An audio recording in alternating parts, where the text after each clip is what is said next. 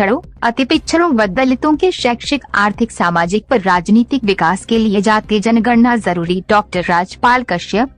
Report Jameel Akhtar, Varanasi. Varanasi 24 फरवरी। आज circuit house कचहरी वाराणसी के सभागार में प्रेस को संबोधित करते हुए डॉक्टर शून्य राजपाल कश्यप ने कहा कि देश व प्रदेश में पिछड़े वंचित समाज का भला उनको अधिकार कैसे प्राप्त हो सकता है जब जातियों के लोगों की कितनी संख्या है यही नहीं पता हो। भाजपा सरकार विपक्ष में रहते समय जातीय जनगणना कराने का भरोसा देती है और सरकार बनते ही जातीय जनगणना को भूल जाती है। 1931 की जनगणना के आधार पर ओबीसी की संख्या 52% मानते हुए मंडल आयोग की आरक्षण सहित अन्य संस्तुति की थी। स्वयं मंडल आयोग ने जातीय जनगणना की आवश्यकता पर बल दिया था। वही आरक्षण को समाज और देश हित में सही तरीके से लागू करने के लिए माननीय सुप्रीम कोर्ट द्वारा कई बार जातियों के आंकड़ों की मांग की गयी।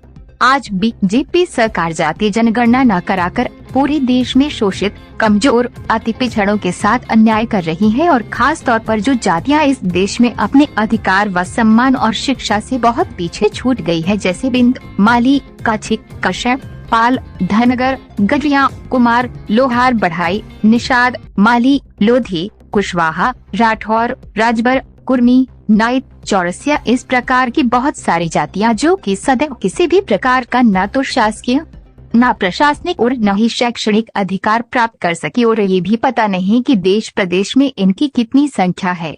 लेकिन आज तक बीजेपी ने इनके कंधों पर अपनी सियासी बंदूक रखकर चलाई है। इसलिए समाजवादियों की पुरानी मांग रही है कि जिसकी जितनी संख्या भारी उसकी उतनी हिस्सेदारी। संसो पानी ने बांधी गांठ पिछड़े पावेसों में 60, जिसको लेकर लगातार सपा राष्ट्रीय अध्यक्ष माननीय अखिलेश यादव जी विधानसभा व संसद में मुद्दा उठाते रहे हैं। जातीय जनगणना को सपा के चुनावी घोषणा पत्र में भी मुख्य रूप से शामिल किया है।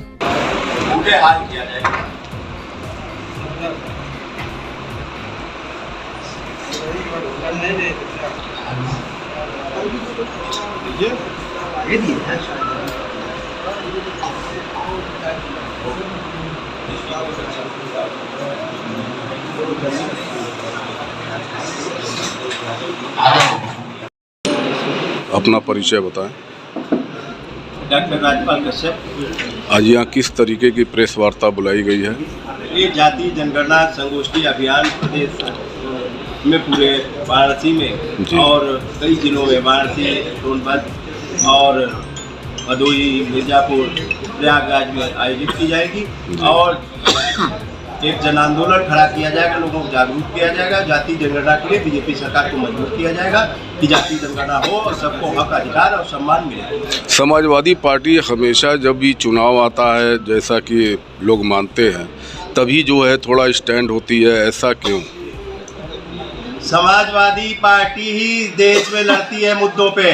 कई दल तो छोड़ गए चुनाव तक लड़ना। चाहे आपने देखा होगा एमएलसी के चुनाव में कई दलों ने, राष्ट्रीय दलों ने पर्चा नहीं दाखिल किया था। कई राष्ट्रीय दलों ने ब्लॉक प्रमुखी और उसका जिला पंचायत अध्यक्ष का पर्चा नहीं दाखिल किया। इस लोकतंत्र और संविधान की रक्षा करने के लिए केवल समाजवादी पार्टी माननीय अखिलेश यादव जी के नेतृत्व में उत्तर प्रदेश में लड़ रही है। अन्य दल तो भाग गए।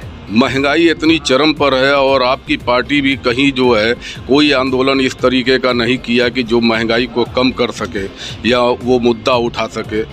आप क्या कहना चाहेंगे? लगातार समाजवादियों ने मुद्दे को उठाया है, चाहे महंगाई हो, चाहे किसान हो, और कई बार जेलों में भी गए हैं।